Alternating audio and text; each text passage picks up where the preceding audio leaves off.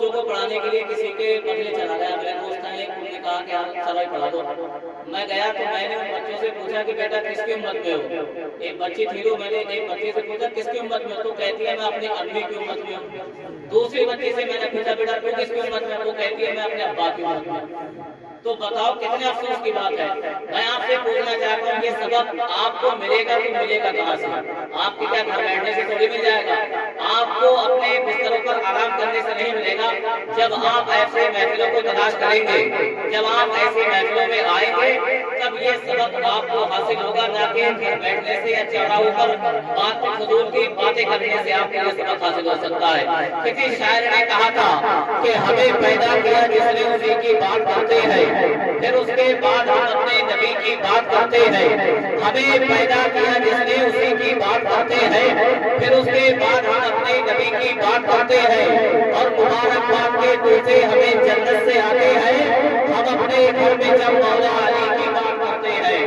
مبارکباد کے دوسرے ہمیں جنت سے آتے ہیں، ہم اپنے گھر میں جب مولا علی کی بات کرتے ہیں. میں نے ابھی آپ سے کہا کہ آپ اپنی زبان کا استعمال کریں، اپنی زبان کو ہلائیں، اپنی زبان کو حفظ کر دیں.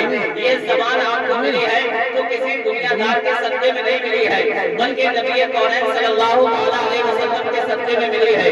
اگر آپ کو یہ ہاتھ ملا ہے تو نبی مصطفیٰ صلی اللہ علیہ وسلم کے صدقے میں ملا ہے.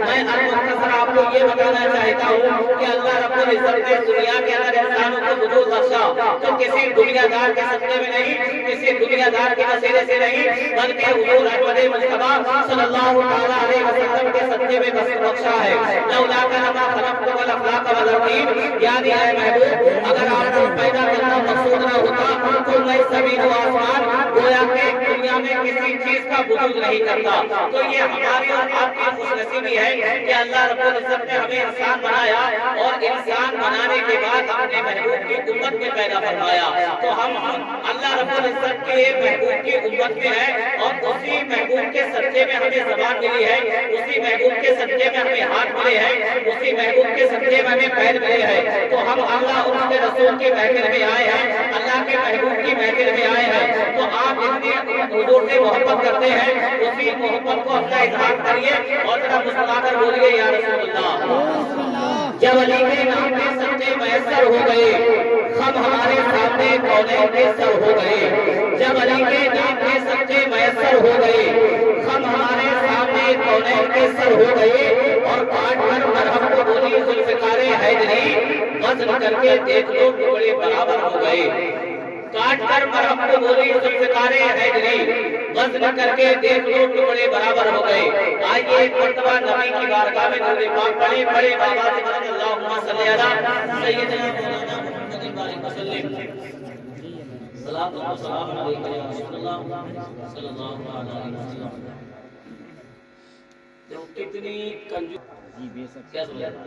ہم دعویٰ کرتے ہیں کہ ہم جنت میں جائیں گے، دعویٰ کرتے ہیں.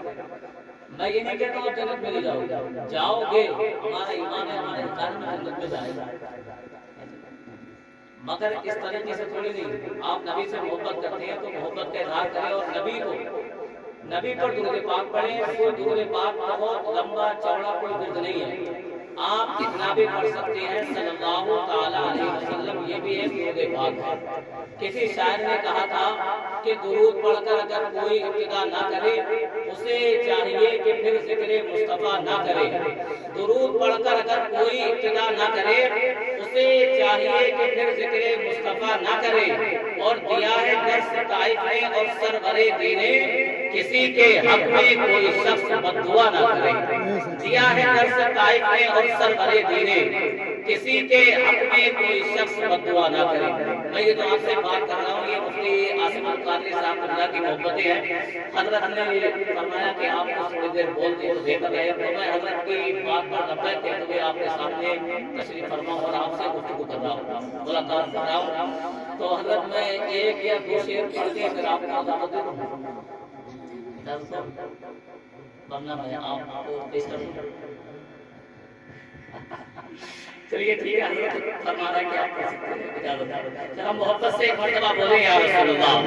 ورنہ میں کہوں گا کہ جو بولتے نہیں بیکار لگنے لگتے ہیں وہ ٹھیک ہو کے بھی بیمار لگنے لگتے ہیں.